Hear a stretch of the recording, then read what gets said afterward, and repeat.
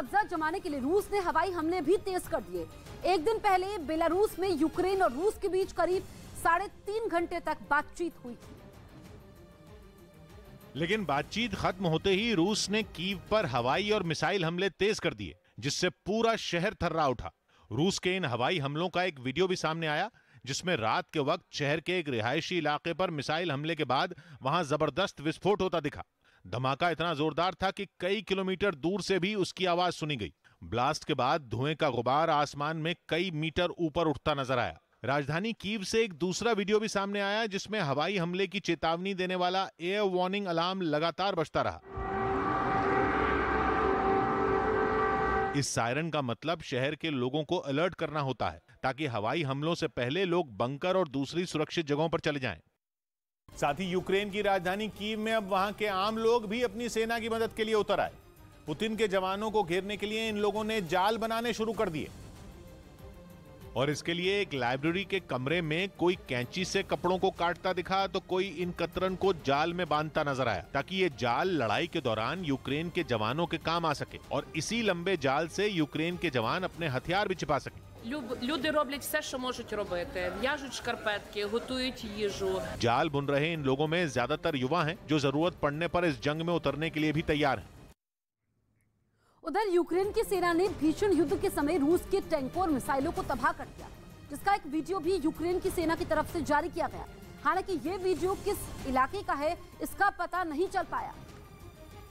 लेकिन जो वीडियो जारी किया गया उसमें रूस की सेना के टैंक और मिसाइलें धमाकों के साथ उड़ती दिखाई दी। इन धमाकों से पहले वीडियो में मिसाइल और गोला बारूद से भरे रूस की सेना के 2 ट्रक खड़े नजर आए। तभी यूक्रेन की सेना ने मिसाइल दागकर एक ट्रक को उड़ा दिया। इस दौरान वहां रूस की सेना का एक जवान भी खड़ा था, जो हमले के बाद वहां से भाग खड़ा हुआ। इसी तरह का एक दूसरा वीडियो भी जारी किया गया, जिसमें यूक्रेन की सेना ने मिसाइल की मदद से रूस के एक टैंक के परखचे उड़ा दिए। टैंक पर मिसाइल से हुए इस हमले के बाद वहां धुएं का गुबार छा गया। इस बीच यूक्रेन के एक इंजीनियर ने स्पेन में एक करोड़ों की यॉट को सिर्फ इसलिए डुबाने की कोशिश की क्योंकि ये यॉट रूस की हथियार कंपनी के मालिक अलेक्जेंडर मिजीव की थी। तारस ओस्तापचुक नाम के इस इंजीनियर ने 10 साल तक इस यॉट में काम किया, लेकिन रूस के यूक्रेन पर हमले से यह इंजीनियर काफी नाराज था और इसी का बदला लेने के लिए उसने ये साजिश रची, उसने जिस यॉट को डुबाने की कोशिश की उसकी कीमत $7.5 मिलियन यानी भारतीय रुपयों के हिसाब से करीब 60 करोड़ बताई गई। इसके बाद इस इंजीनियर को स्पेन में गिरफ्तार कर लिया गया, लेकिन फिर उसे जमानत भी मिल गई। इंजीनियर तारस का कहना है कि अलेक्जेंडर मिजीव की कंपनी के हथियारों से ही यूक्रेन में लोग मारे जा रहे हैं।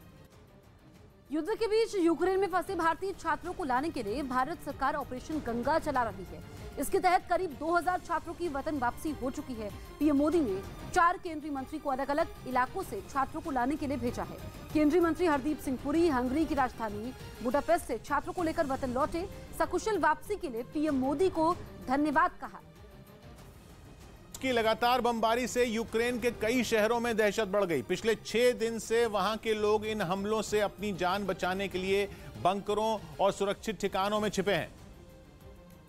लेकिन रूस के बमों ने यूक्रेन के कई शहरों को बर्बाद कर दिया। लुहांस्क प्रांत से सामने आई तस्वीरों में दिखा कि वहां के कई मकान रहने लायक नहीं बचे। जगह जगह टूटी इमारतों का मलबा बिखरा नजर आया। सड़क किनारे खड़ी गाड़ियों पर गोलियों के कई निशान दिखाई दिए। रूसी हमलों की वजह से चारों तरफ सन्नाटा पसर गया। इस बीच डरे सहमे लोग बंकरों में छिपे नजर आए। रूस की मिसाइलों और बमों के हमलों ने उन्हें एक ही जगह घंटों तक बैठे रहने के लिए मजबूर कर दिया। इसी तरह की तस्वीर राजधानी कीव से भी सामने आई, जहां लोगों ने रूसी बमों से बचने के लिए बंकरों में पनाह ली। कीव में टीवी टावर पर हुए धमाके के बाद वहां फंसे लोगों को निकालने के लिए रेस्क्यू का काम किया गया, जिसकी कुछ तस्वीरें भी सामने आई। तो कीव और खार्किव में हमले तेज हो चुके हैं और देखिए वहां पर रेस्क्यू भी किया गया, क्योंकि टीवी टावर पर धमाका होता है, जिसके बाद फंसे लोगों को निकालने के लिए रेस्क्यू ऑपरेशन चलाया गया। वहीं स्विट्जरलैंड के जिनेवा में यूएन की मानवाधिकार परिषद की बैठक में रूस का जोरदार विरोध हुआ। इस बैठक में दुनिया के कई देशों के राजदूत और प्रतिनिधि शामिल हुए। लेकिन जैसे ही इस बैठक में रूस के विदेश मंत्री के बोलने की बारी आई, वहां हलचल तेज हो गई। एक एक कर कई देशों के राजदूत और प्रतिनिधि बैठक बीच में ही छोड़कर चल दिए। इस बीच रूस के विदेश मंत्री ने वीडियो कॉन्फ्रेंसिंग के जरिए अपना भाषण शुरू कर दिया। क्योंकि यूरोपियन यूनियन के अपनी एयर स्पेस बंद करने की वजह से वो स्विट्जरलैंड नहीं जा सके थे। एक तरफ जहां संयुक्त राष्ट्र की बैठक में रूस का विरोध किया गया, वहीं यूरोपीय संसद में यूक्रेन के राष्ट्रपति व्लादिमीर ज़ेलेंस्की के भाषण पर खूब तालियां बजी।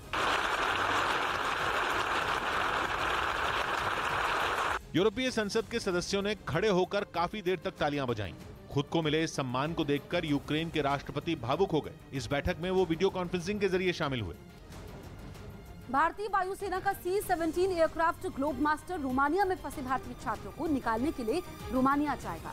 यूक्रेन में फंसे भारतीय छात्रों को सुरक्षित निकालने में इसकी मदद ली जाएगी। ये विमान हिंडन एयरबेस से रोमानिया के लिए उड़ान भरेगा। उधर रूस के टैंक का मजाक उड़ाए जाने का एक वीडियो इंटरनेट पर खूब देखा जा रहा है।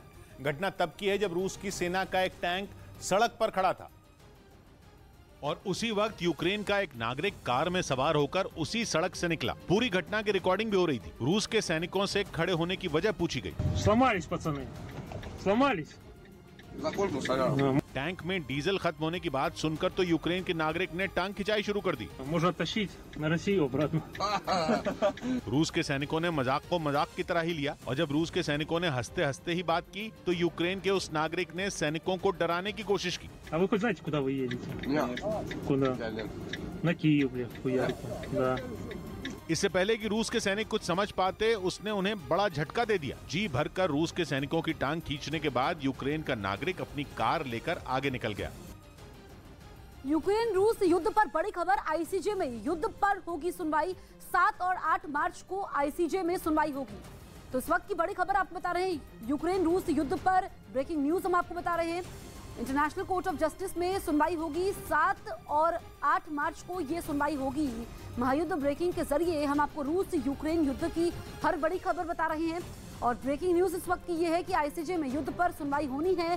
7 और 8 मार्च को आईसीजे में सुनवाई होनी है क्योंकि रूस का कई देशों ने विरोध किया है जबकि यूक्रेन का समर्थन कर रहे हैं। और अब आज जो बाइडेन का देखिए संबोधन भी होने वाला है, उस पर भी हमारी नजरें रहेंगी। लेकिन बड़ी खबर ये आ रही है कि इंटरनेशनल कोर्ट ऑफ जस्टिस में 7 और 8 मार्च को इस मसले पर सुनवाई होगी। तो ये मामला अब वहां तक पहुंचा है क्योंकि आज इस युद्ध का 7वां दिन है और रूस मानने को तैयार नहीं है। उसने कीव की ओर कूच कर दिया है। हर तरफ से राजधानी कीव को घेरा हुआ है। उधर 6 दिनों से यूक्रेन और रूस के बीच छिड़े महायुद्ध में अब बस कुछ घंटों का ही खेल बचा है। पूरी दुनिया को डर है कि यूक्रेन की राजधानी कीव को किला अब कभी भी ढह सकता है क्योंकि पुतिन ने खतरनाक टैंकों, बख्तरबंद गाड़ियों और घातक तोपों का भरा पूरा जखीरा देकर अपनी सेना को कीव पर धावा बोलने के लिए छोड़ दिया है। ये कोई छोटा मोटा काफिला नहीं है। पुतिन ने अपनी सेना का 64 किलोमीटर से भी लंबा काफिला यूक्रेन की राजधानी कीव पर कब्जा जमाने के लिए भेजा है। 64 किलोमीटर से भी लंबा काफिला। दिल्ली से हरियाणा के रोहतक की दूरी करीब 65 किलोमीटर है। सड़क से जाने में 1.5 घंटे से ऊपर लगता है। इतने ही लंबे रूस की सेना के काफिले ने कीव के लिए कूच कर दिया है। वो कीव के बेहद करीब पहुंच चुका है। दावा हवाई नहीं है।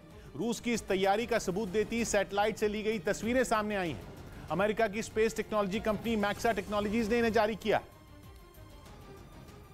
जिसमें पहली तस्वीर में रूस की सेना का लंबा चौड़ा दस्ता घने जंगलों से घिरी एक सड़क पर पूरी तरह कब्जा जमाए नजर आया। वहीं दूसरी तस्वीर में भी यूक्रेन की जमीन पर रूस की सेना धड़ल्ले से आगे बढ़ती दिखी। रूस की सेना के इस काफिले में उसकी हजारों बख्तरबंद गाड़ियां भी हैं, रूस के भारी भरकम टैंक भी, कहर ढाने वाली आधुनिक तोपें भी और सेना का दूसरा साजो सामान भी। दावा है कि रूस की सेना का काफिला कीव के बाहरी हिस्से में पहुंच चुका है और अगर वो कीव में घुस गया तब तो खेल खत्म है क्योंकि माना जा रहा है कि इतनी बड़ी ताकतवर सेना का सामना यूक्रेन की फौज कतई नहीं कर पाएगी।